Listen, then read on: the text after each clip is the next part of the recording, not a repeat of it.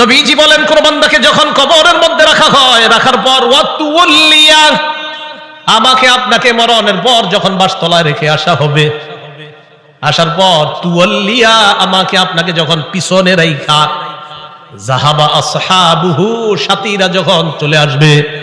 একবার কল্পনা আলেন, রাতের বেলা বিছানায় যখন বালিশে যখন মাথাটা লাগানোর পর কল্পনা করেন, আমি মারা গেলাম, যাওয়ার পর বাসতলায় কোন কবরের মধ্যে আমাকে রেখে আমার আত্মীয় স্বজন চলে আসছে, ব্যাপারটা কেমন একটু চিন্তা করেন। আল্লাহ নবী কয়, কোন ব্যক্তিকে কবরের মধ্যে রাখার পর তুয়াল্লিয়া, কবরটা পিছনে রাইখা, যাহাবা আসহাবুহু, যখন তার সাথীরা চলে আসে, বাবা চলে আসে, ভাই চলে আসে, সন্তানরা চলে আসে, আত্মীয় স্বজন সবাই চলে আসে, আল্লাহ নবী বলেন বেশি দূর যায় না, হাত্তা ইন্নাহু লা ইয়াসমাউ কুরআনি আলিহিম, আমরা যে হাইটা হাইটা আসি, আমাদের হাঁটার পায়ের জুতার আওয়াজগুলা ওই কবরবাসী শুনতে পায়। শুনে কেন শুনে জানেন? ওই মুহূর্তে তার দেহের মধ্যে আত্মাটা আল্লাহ দিয়ে দেয়। কেন দেয়? ফায়াতিয়ানিহি মালাকান, দুইজন ফেরেশতা তার কাছে আসে। এটা আবু দাউদের বর্ণনা, আর বুখারীর বর্ণনা। আতাহু মালাকান ফাআকআদা, আবু দাউদের বর্ণনা ফায়ুকঈদানি, দুই ফেরেশতা এসে তারে বসায়, বসানোর পর তারে প্রশ্ন করে। এর মধ্যে তিন প্রশ্নের মধ্যে একটা প্রশ্ন হলো আল্লাহ নবীর ব্যাপারে জানতে চায়, তাকে চিনুনি? ওই ব্যক্তি ইমানদার হলে যদি তিনটা জবাব সুন্দরভাবে দেয়, আর আল্লাহ নবীর ব্যাপারে যদি বলে আশহাদু আন্না মুহাম্মাদার রাসূলুল্লাহ, আমি সাক্ষী দিচ্ছি তিনি আল্লাহর রাসূল, এই কথা বলার পর ওই ব্যক্তিকে বলা হবে উনজুর ইলা মাকআদিকা মিনান নার, তুমি তোমার জাহান্নামের আসনটার দিকে তাকাও, এটা তোমার জাহান্নামের আসন। তো এই ব্যক্তি জাহান্নামের আসনের দিকে তাকাবে। এরপর বলা হবে আবদালাকাল্লাহু মাকআদাম মিনাল জান্নাহ, জাহান্নামের আসনের পরিবর্তে আল্লাহ তোমাকে জান্নাতের আসন দান করছে। আবু হুরায়রা রাদিয়াল্লাহু তাআলা আনহুর বর্ণনা, তিনি বলেন খরাজা রাসূলুল্লাহ সাল্লাল্লাহু আলাইহি ওয়াসাল্লাম যাতা ইয়াউমিন আও যাতা লাইলা, একদিন রাতে অথবা দিনে রাসূল বাসা থেকে বের হলেন। কোথা থেকে বের হইছে? রাতে বা দিনে। বের হওয়ার পর আসছে, আয়েশা দেখে ফাইদা হুয়া বিআবি বকর ওয়া উমর, নবীজি দেখে আবু বকর ওমর বসা। আবু হুরায়রা রাদিয়াল্লাহু তাআলা আনহু বলেন, নবীজি বাসা থেকে বের হয়েছে, বের হয়ে দেখে আবু বকর ওমরও বসা। এই হাদিসটা একটু মন দিয়ে সবাই শুনেন আর নিজেদের জীবনটা একটু চিন্তা করে নিন। নবীজি তাদের দুইজনকে প্রশ্ন করলেন, আবু বকর এবং ওমর, এই দুই সাহাবী, বিখ্যাত দুই সাহাবীকে প্রশ্ন করলেন, আচ্ছা তোমরা এইখানে এই মুহূর্তে কেন? মা আখরাজাকুমা ফি হাদিহিস সাআ, এই সময়ে তোমরা এখানে কেন? অসময়ে মানে এই সময় মানে অসময়ে, আরে এই সময়ে তোমরা এখানে কেন? এই হাদিস দ্বারা বোঝা যায় সাধারণত যে সময় মানুষ ঘর থেকে বেশি একটা বের হয় না, ওই সময়ে নবীও বের হইলেন, আবু বকরও বের হইছে, ওমরও বের হইছে। নবী বের না হইলে জিজ্ঞাসা করে গেলেন। আবু বকর ওমর জবাব দিলেন, আহারে কি জবাব দেয় দেখেন, ক্বালাল জুউ ইয়া রাসূলুল্লাহ, হুজুর খিদা লাগছে, ক্ষুধার কারণে বের হইছে। সম্পদ সব ছেড়েছে মক্কায়, নবীর সাথে চলে এসেছে মদিনায়। নবীজি যে জবাবটা দিলেন, আল্লাহ নবী বললেন আল্লাযী নাফসি বিয়াদিহি আখরাজানিল্লাযী আখরাজাকুমা, আবু বকর ওমরকে আল্লাহ নবী বলেন, আল্লাহর কসম আবু বকর ওমর, তোমরা যে ক্ষুধার কারণে বের হয়েছো, আমিও ক্ষুধার কারণে বের হইছি।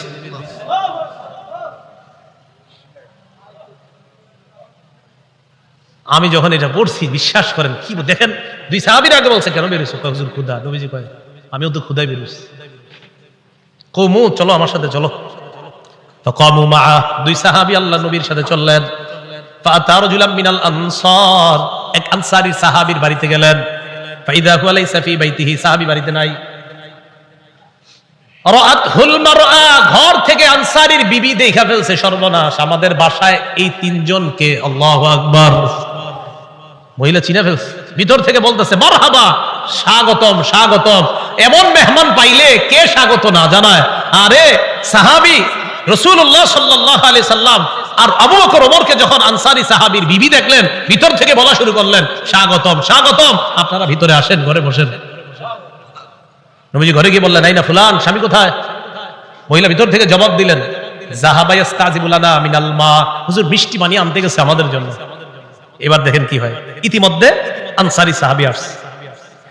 আসার পর সাহাবী দেখে বাসায় নবীজি, আবু বকর ওমর। আচ্ছা একটু ভাবেন তো মনে মনে, ওই যুগে যদি আপনি হইতেন আর যদি বাড়িতে গিয়ে দেখতেন হঠাৎ নবীজি আর আবু বকর ওমর আপনার ঘরে, সাহাবী দেখা কি কয়, মা আহাদুল ইয়াউমা আকরামা আদিয়াফা মিন্নি। সাহাবী কয় আজকে আমার চাইতে শ্রেষ্ঠ মেহমান, আজকে আমি যে শ্রেষ্ঠ মেহমানদেরকে পাইছি, আমার চাইতে শ্রেষ্ঠ ভাগ্যবান আর শ্রেষ্ঠ মেজবান আর কেউ নাই। আমি এমন তিনজন মেহমান পেয়েছি। তাড়াতাড়ি বাগানে গেছে, খেজুর বাগানে, যা আবিল আজ, খেজুরের ছড়ি নিয়ে আসছে, ফিহি বুসরুন অরতবুন ওয়া ইয়াবিস, শুকনা খেজুর আছে, ভিজা খেজুর আছে, কাঁচা খেজুর আছে। আইনা কয় যেটা মন চায় এটা খায়। আখজাল মুদিয়া, ছুরি নিছে, চাকু নিছে। নবীজি কই যাও? হুজুর পশু জবাই করতে হবে। কি জবাই করবে? মাথা মানে পেরেশান হয়ে গেছে, আমি এই তিন মেহমানকে কেমনে মেহমানদারি করবে? পশু জবাই করতে হবে। নবী কয় ইয়াকা ওয়াল হালুব, এই তুমি আবার মাথা গরম কইরা দুধালু কোন পশুরে জবাই করো না। দুধ দেয় যে পশু, বর্তমানে দুধ দিতেছে, এরকম পশু জবাই করো না। জি ঠিক আছে। ফাযাবাহা লাহুম, স্বাভাবিক একটা বকরি জবাই করছে। নবীজিরে গোস্ত দিয়ে, খেজুর দিয়ে, মিষ্টি পানি দিয়ে মেহমানদারি করলেন। করার পর যে কথাটা নবী বলছে, এটা বলার জন্য আপনাদেরকে লম্বা হাদিসটা শোনাইলাম।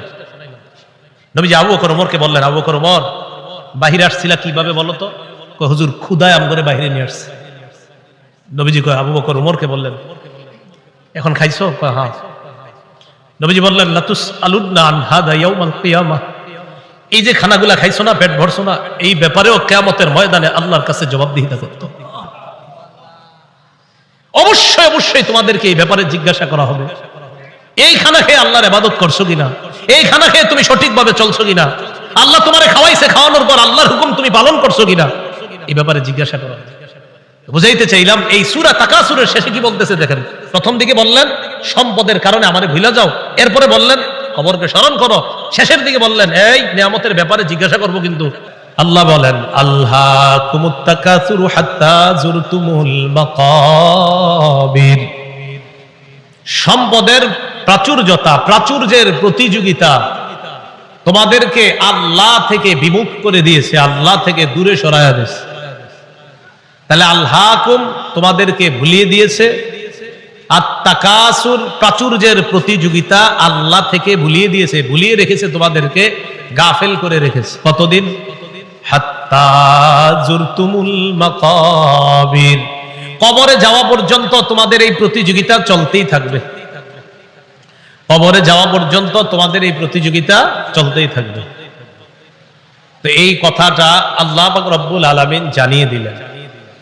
সহিহ বুখারীর বর্ণনা 6425 নম্বর হাদিস। এই হাদিসটা বুঝার আগে বুঝেন, বাহরাইনের গভর্নর নবীজি যাকে বানিয়েছিলেন তার নাম আলা ইবনুল হাজরামি, নবীর এক সাহাবী। তাকে নবীজি বাহরাইন দেশের আমির বানাইলেন। বাহরাইনের নাম শুনি না আমরা? তো বাহরাইনের আমির বানাইলেন যাকে, তার নাম আলা ইবনুল হাজরামি। এই আলা ইবনুল হাজরামিকে রাসূলুল্লাহ সাল্লাল্লাহু আলাইহি সাল্লাম বাহরাইনের আমির বানায়া দিলেন। এখন বাহরাইনের সাথে রাসূলের চুক্তি হয়েছে। চুক্তিটা হলো এই, বাহরাইন মুসলমানদের অধীনে থাকবে, তারা ট্যাক্স দিবে, কর দিবে, জিজিয়া দিবে। তো নবীজি কি করলেন, তার এক সাহাবীকে পাঠাইলেন বাহরাইন থেকে কর বা জিজিয়া বা ট্যাক্স নিয়ে মদিনায় আসার জন্য। এতটুকু কথা বুঝছেন? নবীজির অধীনস্থ এক ব্যক্তি বাহরাইনের আমির। নবীজি মদিনা থেকে আরেক সাহাবীকে পাঠাইলেন, যাও বাহরাইনের ট্যাক্স গুলা নিয়ে আসো, গরিবদের যে গরিবদেরকে সাহায্য সহযোগিতা করবো যেগুলা দিয়ে, এগুলা নিয়ে আসো। এতটুকু বুঝে থাকলে হাদিসটা বলবো। এতটুকু বুঝছি তো সবাই? আচ্ছা। আন্না রাসূলুল্লাহ সাল্লাল্লাহু আলাইহি ওয়াসাল্লাম বাআসা আবা উবাইদা ইবনুল জাররাহ ইলাল বাহরাইন ইয়াতি বিজিজিয়াতিহা। আবু উবাইদা ইবনুল জাররাহ রাদিয়াল্লাহু তাআলা আনহুকে রাসূল বাহরাইনে পাঠাইলেন ট্যাক্স আনার জন্য। বলেন তো বাহরাইনের আমির কে? আরেক সাহাবী, নাম আলা ইবনুল হাজরামি। এতটুকু দরকার, খালি একটু মনে রাখেন, এক সাহাবী আমির, আরেক সাহাবীরে পাঠাইছে সম্পদ আনতে। তো তিনি গেলেন বাহরাইন। ফাকাদিমা আবু উবাইদা বিমালি মিনাল বাহরাইন। আবু উবাইদা রাদিয়াল্লাহু তাআলা আন বাহরাইন থেকে সম্পদ নিয়ে মদিনায় আসলেন। ফাসসামিআতিল আনসার বিকুদুমিহি। আবু উবাইদা যে সম্পদ নিয়ে মদিনায় আসলেন, আনসাররা টের পাইছে, জানতে পারছে যে নবীজির সাহাবী আবু উবাইদা সম্পদ নিয়ে মদিনায় আসছে। মদিনায় আসছে কখন? ফজরের নামাজের আগে। কখন? তাহলে বলেন তো, সম্পদ আনার পর উনি যে এখন প্রথম নামাজটা পড়বে, এটার নাম কোন নামাজ? ফজর নামাজ। মাশাআল্লাহ। ফাওয়াফাউ রাসূলুল্লাহ সাল্লাল্লাহু আলাইহি ওয়াসাল্লাম, আনসাররা যখন জানতে পারলেন আল্লাহ রাসূলের এক সাহাবী সম্পদ নিয়ে বাহরাইন থেকে মদিনায় আসলেন, ফাওয়াফাউ সালাতাস সুবহি মা রাসূলিল্লাহ সাল্লাল্লাহু আলাইহি ওয়াসাল্লাম, আনসাররা আল্লাহ রাসূলের সাথে ফজরের নামাজে শরীক হয়।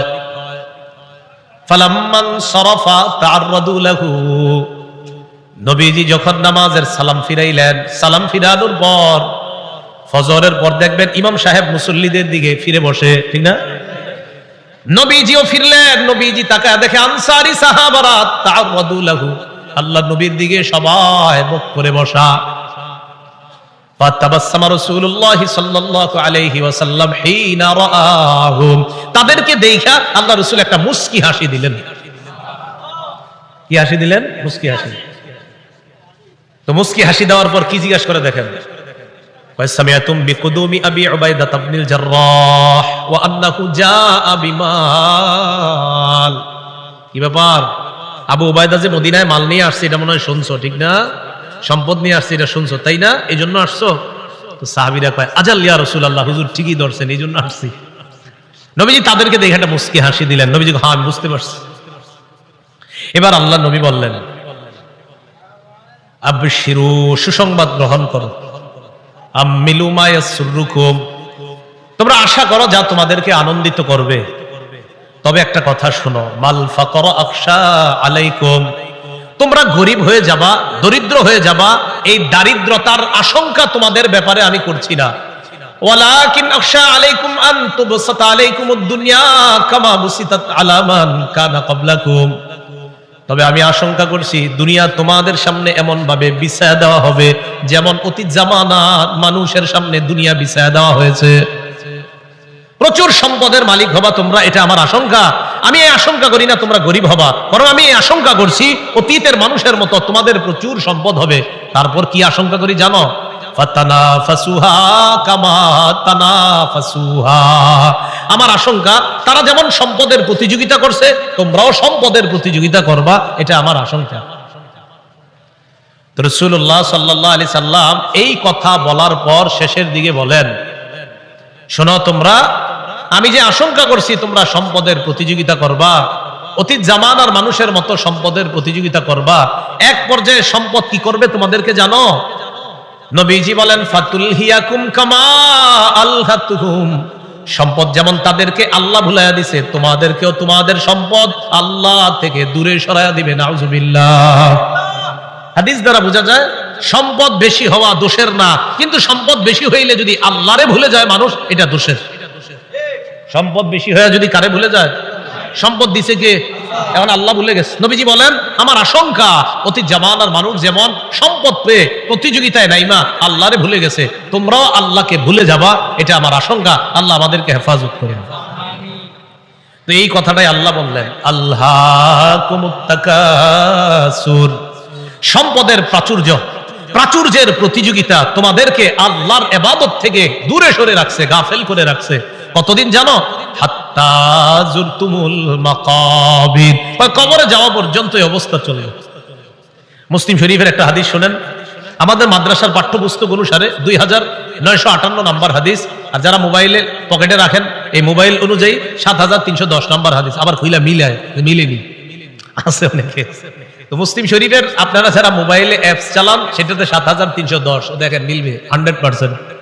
আর আমাদের মাদ্রাসার পাঠ্যপুস্তক অনুসারে 2958 নাম্বার হাদিস। এই হাদিসের মধ্যে আসছে রাসূলুল্লাহ সাল্লাল্লাহু আলাইহি ওয়াসাল্লাম বলেন, ক্বালা রাসূলুল্লাহ সাল্লাল্লাহু আলাইহি ওয়াসাল্লাম, ইয়াকুলু ইবনু আদম মালি মালি ওয়া হাল্লাকা ইয়া ইবনা আদম ইল্লা মা আকালতা আও লাবিস্তা আও তাসাদ্দাকতা। হাদিসটা মন দিয়ে শুনেন, আগে আমার সাথে বলেন, আদম সন্তান কয় আমার সম্পদ আমার সম্পদ, নবীজি কয় তোমার সম্পদ তোমার সম্পদ। একজনে কয় আমার বাড়ি আছে, আমার গাড়ি আছে, আমার মার্কেট আছে, আমার 10টা দোকান আছে। আদম সন্তান এগুলা বলে, নবীজি কয় থুর মিয়া তোমার মাত্র 3টা জিনিস আছে। না আমরা কই আমার 10 কাঠা জায়গা আছে, 20 বিঘা জমি আছে, নবী কয় 3টা জিনিস আছে। এবার মন দিয়ে শোনেন হাদিসটা। বলেন আমরা বলি আমাদের এটা আছে সেটা আছে, নবী কয় সম্পদ 3টা। বলেন কয়টা? 3টা। قال رسول الله صلى الله عليه وسلم يقول ابن آدم مالي مالي, আদম সন্তান কয় আমার সম্পদ আমার সম্পদ। وهل لك يا ابن آدم من مالك إلا ما أكلت فأفنيت, ও আদম সন্তান তোমার 3টা সম্পদ। 1 নাম্বার সম্পদ যা খাইলা, খাওয়ার পর শেষ করলা, পিছনের রাস্তা দিয়ে বের করলা, এটা তোমার 1 নাম্বার সম্পদ। যা খাইছেন এটাই সম্পদ, এটাই তো সম্পদ। 2 নাম্বার কাপড় পরতে পরতে পুরাতন হয়ে গেছে অথবা খাটো হয়ে গেছে, ছিঁড়ে গেছে, এখন আর পরো না, এই কাপড়ই তোমার সম্পদ। 3 নাম্বার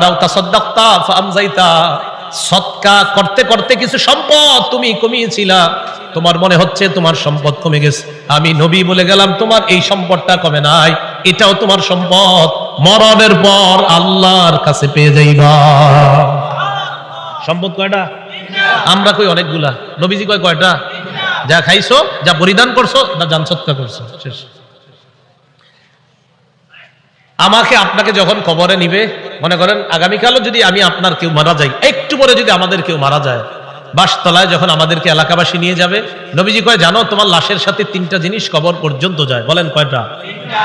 ক্বালা রাসূলুল্লাহি সাল্লাল্লাহু আলাইহি ওয়াসাল্লাম ইয়াত্তাবিউল মাইয়িতা সালাসা, আল্লাহ নবী বলেন কবর পর্যন্ত মৃত ব্যক্তির সাথে 3টা জিনিস যায়। 1 নাম্বার আল আহাল, পরিবার যায়। 2 নাম্বার আল মাল, সম্পদ যায়। 3 নাম্বার আল আমাল, আমলনামা যায়। বলেন কবর পর্যন্ত আমার আপনার লাশের সাথে কয়টা জিনিস যাবে? 1 নাম্বার পরিবার, বলেন 1 নাম্বার, 2 নাম্বার সম্পদ, 1 নাম্বার, 2 নাম্বার, 3 নাম্বার আমল। এবার নবীজি বলেন ইয়ারজিউ ইসনান,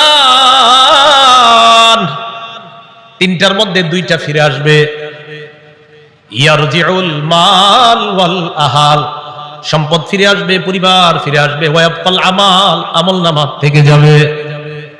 আমার আপনার সাথে 3টা জিনিস যাবে, মাল যাবে, পরিবার যাবে, আর আমলনামা যাবে। নবীজি কয় আমলনামাটা ছাড়া আর সব চলে আসবে। আল্লাহ আমাদের সকলকে আমল বাড়ানোর তৌফিক দান করেন। গর্ব অহংকার ছেড়ে সম্পদ যদি কিছু হয় শুকরিয়া আদায় করার তৌফিক দান করেন। তাহলে বলেন তো আমার সম্পদ দেওয়ার মালিক কে?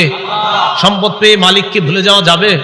আল্লাহ কয় আল্লাহ কুমুত্তাকাসুর, প্রাচুর্যের প্রতিযোগিতা তোমাদেরকে আল্লাহ ভুলাইয়া দেয়। তিরমিজি শরীফের বর্ণনা, 2308 নম্বর হাদিসের বর্ণনা। এই হাদিসের মধ্যে আছে কানা উসমান ইবনে আফফান রাদিয়াল্লাহু তাআলা আন ইযা ওয়াকাফা আলা কবরিন বাকা, ওসমান গনি যখন কবরের সামনে দাঁড়াইতেন কান্না শুরু করে দিতেন। হাত্তা ইয়াবুল্লা লিহিয়া, ওসমান গনি কানতে কানতে তার দাড়িগুলা ভিজে যাইতো। কিসের সামনে দাঁড়ায়? কবরের সামনে দাঁড়ায়। ফাকিলা লাহু, ওসমানকে বলা হলো তাজকুরুল জান্নাতা ওয়ান নার, আপনি জান্নাতের আলোচনা করেন, জাহান্নামের আলোচনা করেন। ওয়ালা তাবকি, তখন তো কান্দেন না। জান্নাত জাহান্নামের কত আলোচনা আপনি করেন, তখন আপনি কান্না করেন না। ওয়া তাবকি মিন হাযা, আপনি যখনই কবরের সামনে আসেন তখন কান্না করেন কেন? ওসমান গনি জবাব দেয় সামিআতু রাসূলুল্লাহ সাল্লাল্লাহু আলাইহি ওয়াসাল্লাম ইয়াকুল, আমি আল্লাহ নবীকে বলতে শুনলাম ইন্নাল কবর আউয়ালুল মানাজিলিল আখিরা, নবীজি বলেন ইন্নাল কবর, নিশ্চয় কবর, আউয়ালু মানাজিলিল আখিরা, কবর হলো আখিরাতের প্রথম ঘাঁটি। আমাকে আপনাকে বাসতলায় রেখে আসার পর আমার আপনার প্রথম ঘাঁটির নাম কবর। বলেন কি নাম? ফাইন্নাজা মিনহু ফামা বাদাহু আইসার, নবীজি বলেন কেউ যদি কবর থেকে রেহাই পেয়ে যায় পরের ঘাঁটিগুলা একেবারে সহজ হয়ে যায়। ওয়া ইন লাম ইয়ানজু মিনহু ফামা বাদাহু আশাদ, কবর থেকে যদি কেউ মুক্তি না পায় পরের ঘাটিগুলা কঠিন হয়ে যাবে। বলেন নাউজুবিল্লাহ। এরপর হাদিসের শেষে বলে ক্বালা রাসূলুল্লাহ সাল্লাল্লাহু আলাইহি ওয়াসাল্লাম, নবীজি বলেন মা রাআইতু মানজারান কাত্তু ইল্লা ওয়াল কবরু আফযাউ মিন, নবীজি বলেন শোনো কবরের চাইতে এত ভয়ঙ্কর কোন দৃশ্য আমার জানা নাই। নবীজি বলেন কবরের চাইতে এমন ভয়ঙ্কর কোন দৃশ্য আমার জানা নাই। আল্লাহ আমাকে আপনাকে ওই প্রথম ঘাটিতেই যেন হেফাজত করে। চিন্তা করবেন মাঝে মাঝে শুয়ে যদি চোখটা লাগান, তো চোখ লাগাইলে দেখবেন কিচ্ছু দেখা যায় না। হ্যাঁ, কবরে যাবেন না, কিছু দেখা যাবে না, অন্ধকার। হ্যাঁ অন্ধকার, কবর যে অন্ধকার, আচ্ছা কবর যে অন্ধকার এটাও হাদিসে আছে। কবর যে অন্ধকার এটা কোথায় আছে? হাদিসে। মুসলিম শরীফের 2104 নম্বর হাদিস, মাদ্রাসা পাঠ্যপুস্তক অনুসারে 956 নম্বর হাদিস। এই হাদিসের মধ্যে আসছে عن أبي هريرة رضي الله تعالى عنه قال أن امرأة سوداء كانت تقم المسجد أو شابا। একজন কালো মহিলা অথবা একজন কালো যুবক মসজিদ ঝাড়ু দিত। কি ঝাড়ু দিত? আপনারা ঝাড়ু দেননি মসজিদ? না, আপনারা শুধু মুয়াজ্জিন সাহেব আর খাদেমের অপেক্ষা থাকবেন, নিজেরা ঝাড়ু দিবেন। মসজিদ ঝাড়ু দিলে দিল সাফ হয়, পরিষ্কার হয়। এক কালো মহিলা অথবা একজন কালো যুবক মসজিদ ঝাড়ু দিত। ফামাতা, হঠাৎ মারা গেছে। মারা যাওয়ার পর সাহাবীরা কবর দিয়ে ফেলছে, নবীরে জানানোর প্রয়োজন মনে করে নাই। বিষয়টা এমন আর কি, ও মারা গেছে, আরে এটা নবীজির আর বলার কি আছে, কবর দিয়ে দিচ্ছে এরকম। নবীজি সাল্লাল্লাহু আলাইহি সাল্লাম প্রশ্ন করলেন, আচ্ছা ওই কালো মহিলাটা না কালো যুবকটা, হয়তো মহিলা হতে পারে না হয় যুবক, আচ্ছা ওই কালো যুবকটাকে দেখছি না কেন, কোথায় ওটা ঝাড়ু দিতে?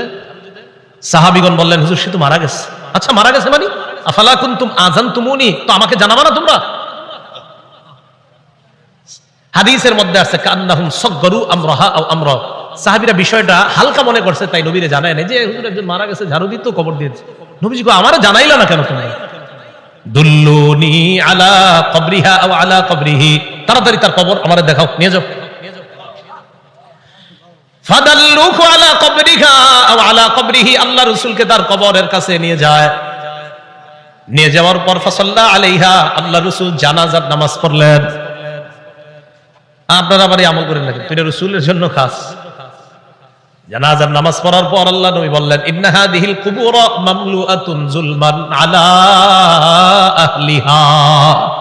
আল্লাহ নবী বললেন এই কবরগুলা অন্ধকারে পরিপূর্ণ। নবীজি বললেন এই কবরগুলা অন্ধকারে পরিপূর্ণ। কবরগুলা বলেন অন্ধকারে, কবরগুলা একবার ভাবেন চোখটা বন্ধ করে, অন্ধকার, কিচ্ছু দেখা যায় না। আল্লাহ নবী কয় এই কবরগুলা অন্ধকারে পরিপূর্ণ।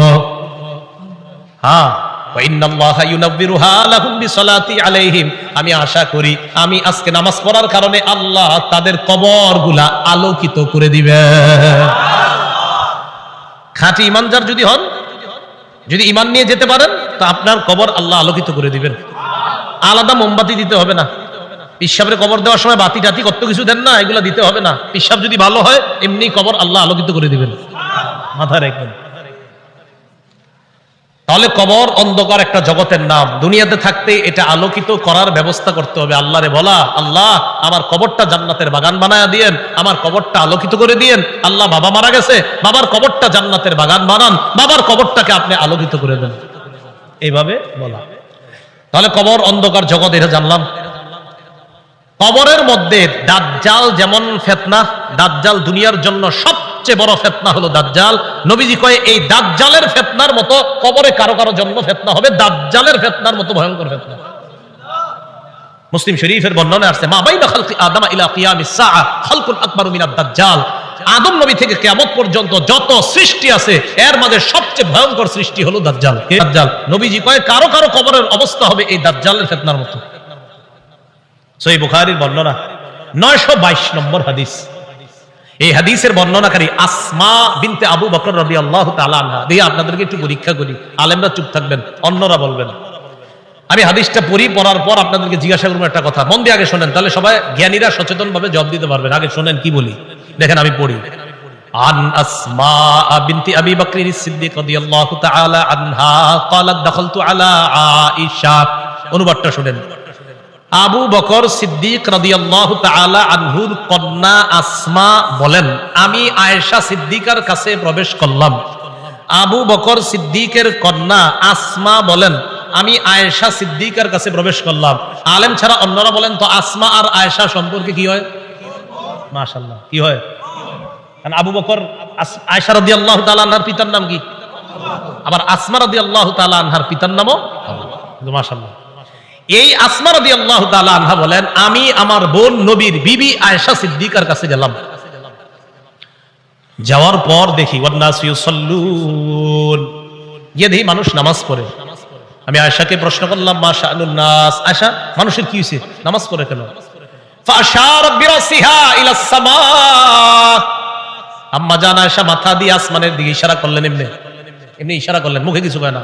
তো আসমা রাদিয়াল্লাহু তাআলা আনহা বলেন, আয়াতুন, কোন নিদর্শন দেখা গেছে আসমানে? আয়েশা রাদিয়াল্লাহু তাআলা আনহা বলেন, হ্যাঁ, আসমানে একটা নিদর্শন দেখা গেছে। কি নিদর্শন? অন্য হাদিস দ্বারা বোঝা যায় সূর্য গ্রহণ লাগছে। কি লাগছে? সূর্য। তাই নবীজি নামাজ পড়তেছে। তো আসমা রাদিয়াল্লাহু তাআলা আনহা বলেন, আমরা যারা নারীরা ছিলাম আমরা একদম পিছনে, সবাই ওখানে আছে। তাই নবীজি নামাজটা এত লম্বা করলেন, ফাতালা রাসূলুল্লাহ সাল্লাল্লাহু আলাইহি সাল্লাম, নবীজি নামাজ এত দীর্ঘ করলেন, হাত্তা তাজাল্লানিল গাশিয়ু, আমি বেহুশ হয়ে গেছি। আচ্ছা, কি পরিমাণ লম্বা হইলে একজন মানুষ বেহুশ হয়ে যায় বলেন? ওয়াইলা জামবি তিরবা, আমার পাশে একটা পাত্র ছিল, ফিহা মা, এটার মধ্যে পানি ছিল, ফাজালতু আসুব্বু বিনহা আলা রাসি, আমি এই পাত্র থেকে পানি নিয়ে আমার মাথায় ঢালা শুরু করলাম, এত পরিমাণ আমার মাথা গরম হয়ে বেহুশের কাছাকাছি চলে গেছে। নামাজ কি পরিমাণ লম্বা হয়েছে আল্লাহ জানে। তো আসমা রাদিয়াল্লাহু তাআলা আনহা বলেন, এক পর্যায়ে ফালাম্মান সরাফা রাসূলুল্লাহ সাল্লাল্লাহু আলাইহি ওয়াসাল্লাম হাত্তা তাজাল্লাতিশ শামস, নবীজি নামাজ শেষ করছে, ইতিমধ্যে সূর্য স্বাভাবিক হয়ে গেছে, সূর্য ঠিক হয়ে গেছে। আমি যেই কথাটা বলার জন্য আপনাদেরকে হাদিসটা শোনাইতেছি, কোনটা? দাজ্জালের ফিতনা, এটা শোনানোর জন্য। এবার দেখেন নবীজি কি বলেন। নবীজি বলেন, নবীজি নামাজের পর একটা ভাষণ দিলেন, খুতবা দিলেন, নামাজের পর ভাষণ দিলেন। ভাষণের মধ্যে নবী বললেন, মা মিন শাইইন লাম আকুন উরিতুহু ইল্লা ক্বাদ রাআইতুহু ফি মাকামি, ইতিপূর্বে আমাকে যা দেখানো হয় নাই আজকে আমি সব দেখছি। এই নামাজের মধ্যে আমি সব, নামাজটা কি শর্ট ছিল না লম্বা? নবীজি বলেন, ইতিপূর্বে আমাকে এমন যা কিছু দেখানো হয় না আজকে আমি সব দেখছি। শেষে কি কয় জানেন? হাত্তাল জান্নাহ ওয়ান নার, জান্নাত জাহান্নামও দেখছি। আরেকটা বর্ণনা আছে, সূর্য গ্রহণের নামাজে নবীজি দাঁড়াইছে না, আমার দিকে তাকান, সামনের কাতারের সাহাবী যারা, তারা তাকায় দেখে নবীজি নামাজের মধ্যে হঠাৎ এমন করছে, যে এমন করছে এভাবে। তো নামাজ শেষ, আপনারা আবার এরকম করে না, পুরাটা শোনেন আগে। একদল করবো কি, যে নবীজি এরকম করছে আমিও করবো, আরে পুরাটা শোনেন কি কয়। নামাজ শেষ করার পর নবীজিকে এক সাহাবী বললেন, হুজুর আজকে আপনি এমন একটা কাজ করছেন যেটা অতীতে দেখি নাই। নবীজি, আচ্ছা খেয়াল করছো? হ্যাঁ। ওই মুহূর্তে আমি জান্নাতের আঙ্গুরের ছড়া দেখছিলাম, ওইটা আমি হাত দিতে গেছিলাম, যদি আনতে পারতাম কিয়ামত পর্যন্ত সবাই খেতে পারতাম। আপনি আগে আঙ্গুর দেখেন নামাজে? দেখলেন হাত দিবেন, দেন না, এই জন্য আমল করতে চান না। রাসূলুল্লাহ সাল্লাল্লাহু আলাইহি সাল্লাম বলেন, মা মিন শাইইন লাম আকুন উরিতুহু ইল্লা ক্বাদ রাআইতুহু ফি মাকামি, ইতিপূর্বে আমাকে যা দেখানো হয় নাই আজকে আমি সব দেখলাম। হাত্তাল জান্নাহ ওয়ান নার, জান্নাত জাহান্নাম আমি দেখলাম। নবীজি বলেন, ইন্নাহু ক্বাদ উহিয়া ইলাইয়া আন্না, আল্লাহ রাসূল বলেন আমার কাছে এই ওহী প্রেরণ করা হয়েছে, আন্নাকুম তুফতানুনা ফিল কুবুর মিসলা আও করিবা মিন ফিতনাতি দাজ্জাল।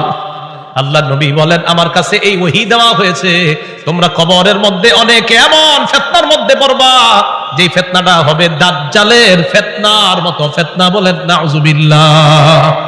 বিশ্বাস করেন দাজ্জালের ব্যাপারে আমি পড়ছি বলে আপনাদেরকে বলে বুঝাইতে পারতেছি না, তো আমি বুঝতেছি যদি দাজ্জালের ফিতনাটা হয় তো কত বড় ভয়ঙ্কর ফিতনা হবে।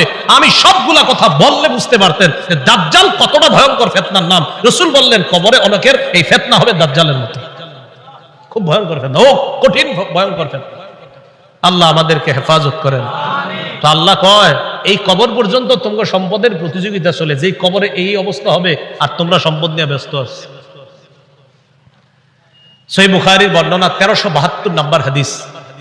এই হাদিসের বর্ণনাকারী আম্মা জান আয়েশা সিদ্দিকা রাদিয়াল্লাহু তাআলা আনহা, তিনি বলেন, আন্না ইয়াহুদিয়াতান দাখালাত আলা আয়েশা সিদ্দিকা রাদিয়াল্লাহু তাআলা আনহা ফাসাআলাত আন আযাবিল কবর। এক ইহুদি নারী আম্মা জান আয়েশার কাছে এসে কবরের আযাব সম্পর্কে জিজ্ঞাসা করছে। আম্মা জান আয়েশা সিদ্দিকা রাদিয়াল্লাহু তাআলা আনহা জবাব দিলেন, আযাকিল্লাহু মিন আযাবিল কবর, আল্লাহ তোমারে কবরের আযাব থেকে হেফাজত করুক। এটা আম্মা জান বইলা নবীজির কাছে গেছে।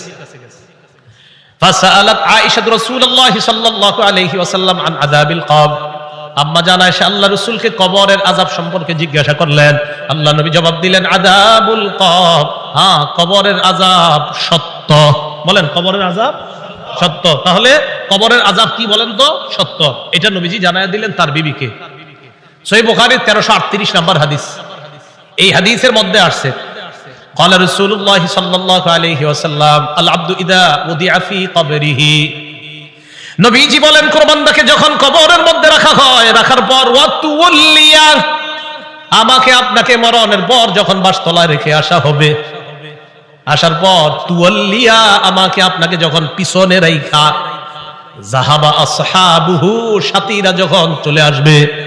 একবার কল্পনা আলেন রাতের বেলা বিছানায় যখন বালিশে যখন মাথাটা লাগানোর পর কল্পনা করেন আমি মারা গেলাম, যাওয়ার পর বাসতলায় কোন কবরের মধ্যে আমাকে রেখে আমার আত্মীয় স্বজন চলে আসছে, ব্যাপারটা কেমন একটু চিন্তা করেন। আল্লাহ নবী কয় কোন ব্যক্তিকে কবরের মধ্যে রাখার পর তুয়াল্লিয়া, কবরটা পিছনে রাইখা, যাহাবা আসহাবুহু, যখন তার সাথীরা চলে আসে, বাবা চলে আসে, ভাই চলে আসে, সন্তানরা চলে আসে, আত্মীয় স্বজন সবাই চলে আসে, আল্লাহ নবী বলেন বেশি দূর যায় না, হাত্তা ইন্নাহু লা ইয়াসমাউ কুরআনি আলিহিম, আমরা যে হাইটা হাইটা আসি, আমাদের হাঁটার পায়ের জুতার আওয়াজগুলা ওই কবরবাসী শুনতে পায়। শুনে কেন শুনে জানেন? ওই মুহূর্তে তার দেহের মধ্যে আত্মাটা আল্লাহ দিয়ে দেয়। কেন দেয়? ফায়াতিয়ানিহি মালাকান, দুইজন ফেরেশতা তার কাছে আসে। এটা আবু দাউদের বর্ণনা আর বুখারীর বর্ণনা। আতাহু মালাকান ফাআকআদা, আবু দাউদের বর্ণনা ফায়ুকঈদানি, দুই ফেরেশতা এসে তারে বসায়, বসানোর পর তারে প্রশ্ন করে। এর মধ্যে তিন প্রশ্নের মধ্যে একটা প্রশ্ন হলো আল্লাহ নবীর ব্যাপারে জানতে চায়, তাকে চিনুনি? ওই ব্যক্তি ইমানদার হলে যদি তিনটা জবাব সুন্দরভাবে দেয়, আর আল্লাহ নবীর ব্যাপারে যদি বলে আশহাদু আন্না মুহাম্মাদার রাসূলুল্লাহ, আমি সাক্ষী দিচ্ছি তিনি আল্লাহর রাসূল, এই কথা বলার পর ওই ব্যক্তিকে বলা হবে উনজুর ইলা মাকআদিকা মিনান নার, তুমি তোমার জাহান্নামের আসনটার দিকে তাকাও, এটা তোমার জাহান্নামের আসন। তো এই ব্যক্তি জাহান্নামের আসনের দিকে তাকাবে। এরপর বলা হবে আবদালাকাল্লাহু মাকআদাম মিনাল জান্নাহ, জাহান্নামের আসনের পরিবর্তে আল্লাহ তোমাকে জান্নাতের আসন দান করছে। আল্লাহ কয় এই কবরে তুমি থাকতে হবে, আমরা থাকতে হবে। আল্লাহকুমুত তাকাসুরু হাত্তা যুরতুমুল মাকাবির, কবর পর্যন্ত সম্পদের প্রতিযোগিতা তোমাদের চলছে।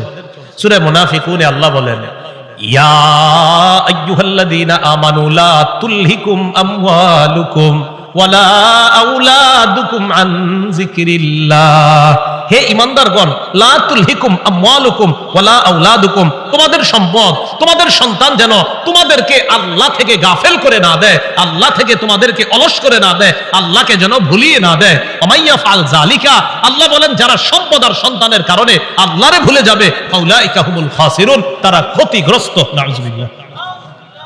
বলেন সম্পদ দেয় কে? 10 তলা 20 তলার বাড়ির মালিক বানায় কে? আর 10 তলা 20 তলা হালাল পন্থায় হওয়াটা দোষের না, দোষ কোনটা? যে আল্লাহ মালিক বানাইছে তাকে ভুলে যাওয়া। বুঝে আসছে নি? তো আল্লাহ কয় তোমাদের এই প্রতিযোগিতা চলবে কবর পর্যন্ত। কতদিন? কবর পর্যন্ত। ক্বালা রাসূলুল্লাহ সাল্লাল্লাহু আলাইহি ওয়াসাল্লাম, নবীজি সাল্লাল্লাহু আলাইহি ওয়াসাল্লাম বলেন লা ইয়াজালু কলবুল কাবীরি শাবান ফিসনাতাইন, আল্লাহ নবী বলেন বুড়া মানুষের অন্তর দুই ক্ষেত্রে যুবক হয়। বুড়া মানুষের অন্তর যুবক হয় কয় ক্ষেত্রে? আরে বৃদ্ধ মানুষ কি বৃদ্ধ হয় না যুবক হয়? বৃদ্ধ হয়। কলবটা দুই ক্ষেত্রে যুবক হয়। কোন ক্ষেত্রে? ফি হিরসিল মাল, 1 নাম্বার সম্পদের লোভ, 2 নাম্বার ওয়াতুলিল আমাল, লম্বা আশা। কি আশা? লম্বা আশা। কেউ কাকা কই যান? বয়স কত? 75। কোথায় যাচ্ছেন? মসজিদে। মনটা খারাপ কেন? আর বইল না, 4টা ছেলে ইতালি থাকে, এক একজন 5 লাখ করে বেতন। 5 নাম্বার ছেলেটা বাংলাদেশে 50,000 টাকা বেতন। আরে তারে এখনো কোনো কুল কিনারা করে দিতে পারি নাই, টেনশনে আছে কাকা। রাসূলুল্লাহ সাল্লাল্লাহু আলাইহি সাল্লাম বলেন মানুষ বৃদ্ধ হয়, তার কলব দুই ক্ষেত্রে যুবক হয়। 1 সম্পদের লোভ, 2 লম্বা আশা, বড় আশা। আল্লাহ বুঝার তৌফিক দান করেন। রাসূলুল্লাহ সাল্লাল্লাহু আলাইহি সাল্লামের সাহাবী আব্দুল্লাহ ইবনে মাসউদ বলেন খাত্তা রাসূলুল্লাহ সাল্লাল্লাহু আলাইহি ওয়াসাল্লাম খাত্তান মুরাব্বাআ, এই হাদিসটা বুঝতে হবে সবাই। নবীজি একটা চতুর্ভুজ আঁকলেন। ওই অঙ্কের ছাত্ররা কোথায়? কি আঁকলেন? চতুর্ভুজ আঁকার পর ওয়া খাত্তা খাত্তান ফিল ওয়াসাতি খারিজাম মিন, মাঝখান থেকে একটা দাগ দিলেন, এই দাগটা চতুর্ভুজের বাহিরে নিলেন। বলেন তো রাসূল কি আঁকলেন? মাঝখানের দাগটা ভিতরে না বাহিরে? আচ্ছা এবার দেখেন ওয়া খাত্তা খুতাতান সিগারান, মাঝখানে ছোট ছোট কিছু দাগ দিস। এটা চতুর্ভুজ, মাঝখানে ছোট ছোট কিছু দাগ আর মাঝে একটা বড় দাগ, এই আশেপাশে কিছু ছোট ছোট দাগ, মাঝখানে লম্বা একটা দাগ। বলেন তো লম্বাটা কি ভিতরে আছে না বাহিরে? আচ্ছা, একটু বুঝছেননি কথা। সুম্মা ক্বালা রাসূলুল্লাহ সাল্লাল্লাহু আলাইহি ওয়াসাল্লাম, নবীজি বলেন হাযাল ইনসান, মাঝখানের দাগটা হলো মানুষ, মাঝখানের দাগটা। ওয়াহাদাল্লাযী মুহীতুন বিহি আও ক্বাদ আহাতা বিহি আজালু, চারদিকের চতুর্ভুজটা এটা হলো তার আয়ু, জীবন। এবার বলেন চারপাশে এই যে চতুর্ভুজটা, মাঝের দাগটা, বলেন মাঝের দাগ চতুর্ভুজ, চতুর্ভুজ আয়ু মানে জীবন, এই জীবন এটা তার জীবন, মাঝে মানুষ। দাগ কি শেষ না মাঝে ছোট ছোট কিছু আছে? মাঝের ছোট ছোট দাগগুলা হাদিহিল আরাজ, এগুলা তার পেরেশানি, বিপদ, বালা মুসিবত, রোগ বিমারি, একটা আসে ভালো হয় আর একটা আসে, এরকম চলেনি জীবনে, একটার পর একটা আসতে থাকে। এই আসতে আসতে এক পর্যায়ে আবার জিজ্ঞাসা করছি, চারদিকের দাগ, মাঝের দাগ, ছোট্ট ছোট্ট দাগগুলা বালা মুসিবত, বিপদ আপদ, ব্যস্ততা, মাঝখানের দাগটা কি চতুর্ভুজের ভিতরে না বাহিরে? নবীজি বলেন মানুষ মারা যায়, বাহিরে যেই দাগটা এটা হলো তার আশা, মানুষ মারা যায় আশাগুলা থেকে যায়। আশা কি জীবনের ভিতরে না বাইরে? এই যে মানুষ, ওর আশা হলো এত বড়, ও হলো একটু, এবার বাহিরে যেটা এটা হলো ওর আশা। নবীজি কয় মানুষের জীবন এতটুকু, মানুষটা এতটুকু, ওর আশা এতটুকু, ও মারা যায় আশাগুলা থেকে যায়। তাই বুঝছেন আপনারা? আচ্ছা, তো আল্লাহ পাক রব্বুল আলামিন বলেন আলহাকুমুত তাকাসুর হাত্তা যুরতুমুল মাকাবির, কবর পর্যন্ত এই সম্পদের প্রতিযোগিতা, প্রাচুর্যের প্রতিযোগিতা তোমাদের চলতেই থাকে। আল্লাহ আমাদেরকে কবরের প্রস্তুতি নেওয়ার তৌফিক দান করেন। আচ্ছা, এরপরে দেখেন কি বলে, কাল্লা সাউফা তা'লামুন সুম্মা কাল্লা সাউফা তা'লামুন, অপেক্ষায় থাকো, অচিরেই জানতে পারবা, অবশ্যই অচিরেই জানতে পারবা। কাল্লা লাউ তা'লামুনা ইলমাল ইয়াকিন, আল্লাহ বলেন যদি নিশ্চিত জ্ঞানে জানতা লা তারাবুন্নাল জাহিম, সচক্ষে জাহান্নাম দেখতে পাবা। আল্লাহ বলেন লা তারাবুন্না, অবশ্যই অবশ্যই জাহান্নাম দেখবা। সুম্মা লা তারাবুন্নাহা আইনাল ইয়াকিন, নিশ্চিত চোখে জাহান্নাম দেখবা। এরপর আল্লাহ বলেন সুম্মা লা তুসআলুন্না ইয়াউমা ইদিন আনিন নাঈম, এরপর তোমাদেরকে নিয়ামত সম্পর্কে জিজ্ঞাসা করা হবে। আল্লাহ বলেন অবশ্যই অবশ্যই তোমাদেরকে প্রতিটা নিয়ামতের কথা জিজ্ঞাসা করা হবে। আঙ্গুল, চোখ, কান, নাক, হাত, পা, প্রত্যেকটা অঙ্গের ব্যাপারে জিজ্ঞাসা করা হবে। ইন্নাস সামআ ওয়াল বাসারা ওয়াল ফুআদা, আল্লাহ বলেন কান শ্রবণ শক্তি, ওয়াল বাসর দৃষ্টি শক্তি, ওয়াল ফুআদা অন্তঃকরণ, সবগুলাকে কাঠগড়ায় দাঁড়াতে হবে, সবগুলাকে জিজ্ঞাসা করা হবে। এগুলার ব্যাপারে তোমাকে কাঠগড়ায় দাঁড়াতে হবে, তোমাকে জিজ্ঞাসা করা হবে সঠিকভাবে এগুলা খরচ করছো কিনা। এবার একটা হাদিস শুনেন, বলেন তো নিয়ামতের ব্যাপারে জিজ্ঞাসা করা হবে কিনা? আজকে রাতে ভাত খাইছে, খাবার, রাতের খাবার কারা কারা খাইছেন হাত তুলেন। অন্যরা খান নাই রাতের খাবার? মাশাআল্লাহ, খাবেন ইনশাআল্লাহ নাকি? দুপুরের খাবার কারা কারা খাইছেন? ঠিক আছে, হাত নামান, বাস একটা হইলেই হইছে। এবার হাদিস শুনেন, মুসলিম শরীফের 4208 নম্বর হাদিস। আবু হুরায়রা রাদিয়াল্লাহু তাআলা আনহুর বর্ণনা, তিনি বলেন খরাজা রাসূলুল্লাহ সাল্লাল্লাহু আলাইহি ওয়াসাল্লাম যাতা ইয়াউমিন আও যাতা লাইলা, একদিন রাতে অথবা দিনে রাসূল বাসা থেকে বের হলেন। কোথা থেকে বের হইছে? রাতে বা দিনে। বের হওয়ার পর আসছে, আয়েশা দেখে ফাইদা হুয়া বিআবি বকর ওয়া উমর, নবীজি দেখে আবু বকর ওমর বসা। আবু হুরায়রা রাদিয়াল্লাহু তাআলা আনহু বলেন নবীজি বাসা থেকে বের হয়েছে, বের হয়ে দেখে আবু বকর ওমরও বসা। এই হাদিসটা একটু মন দিয়ে সবাই শুনেন আর নিজেদের জীবনটা একটু চিন্তা করে নিন। নবীজি তাদের দুইজনকে প্রশ্ন করলেন, আবু বকর এবং ওমর, এই দুই সাহাবী, বিখ্যাত দুই সাহাবীকে প্রশ্ন করলেন, আচ্ছা তোমরা এইখানে এই মুহূর্তে কেন? মা আখরাজাকুমা ফি হাদিহিস সাআ, এই সময়ে তোমরা এখানে কেন? অসময়ে মানে এই সময় মানে অসময়ে, আরে এই সময়ে তোমরা এখানে কেন? এই হাদিস দ্বারা বোঝা যায় সাধারণত যেই সময় মানুষ ঘর থেকে বেশি একটা বের হয় না, ওই সময়ে নবীও বের হইলেন, আবু বকরও বের হইছে, ওমরও বের হইছে। নবী বের না হইলে জিজ্ঞাসা করে গেলেন। তো আবু বকর ওমর জবাব দিলেন, আহারে কি জবাব দেয় দেখেন, ক্বালাল জুউ ইয়া রাসূলুল্লাহ, হুজুর খিদা লাগছে, ক্ষুধার কারণে বের হইছে। সম্পদ সব ছেড়ে এসে মক্কায় নবীর সাথে চলে এসে মদিনায়। নবীজি যে জবাবটা দিলেন, আল্লাহ নবী বললেন আল্লাযী নাফসি বিয়াদিহি আখরাজানিল্লাযী আখরাজাকুমা। আবু বকর ওমরকে আল্লাহ নবী বলেন, আল্লাহর কসম আবু বকর ওমর, তোমরা যে ক্ষুধার কারণে বের হয়েছো, আমিও ক্ষুধার কারণে বের হইছি।